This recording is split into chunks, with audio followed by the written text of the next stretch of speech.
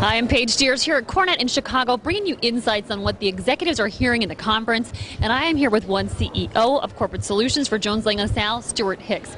Stuart, interesting environment for corporates, right? The corporate financial crisis did a lot to the economy overall and also made it difficult for companies to contain costs while thinking about growing. And I was reading in the Jones Lang LaSalle survey, 72% of companies were consolidating space and really looking at delivering to the bottom line. So are they able to do that in this environment today?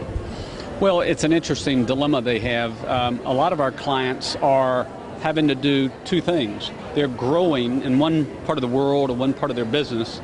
Think Asia, where their business might very well be booming, but yet they're still having to keep the ties on a slower growth business or a geography like maybe the United States where growth hasn't come back so quickly. So some of the same buttoning down the hatches, eliminating space, consolidating locations in one part of the world or one part of the business, yet accommodating growth, a very vibrant environment in another part of the world. So it's the and scenario. You have to do both. Yeah, and it's a little bit challenging because, of course, people are coming to real estate and maybe for the first time and saying, can you deliver me some bottom line impact? And the good news is we have a seat at the table?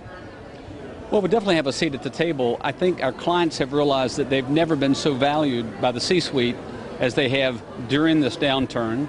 They were one of the first places the CFO went to say, what can you do for me? And so if they delivered, you know, they're visible. And so they now have the opportunity to continue to deliver creativity, bringing not only the impact on the small part of the pie that they manage, but maybe influencing through improved productivity and whatnot elsewhere throughout the business. Because there's a big pie, and real estate can influence a lot more than just the smaller part of the real estate budget.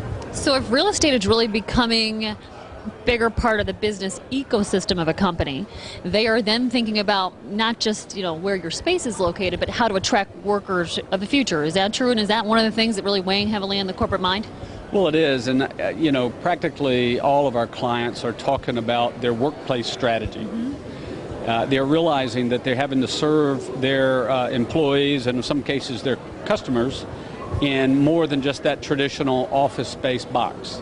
So the cab to the airport, the hotel room, the hotel meeting facility, the workplace has expanded way beyond what most of us, you know, grew up serving.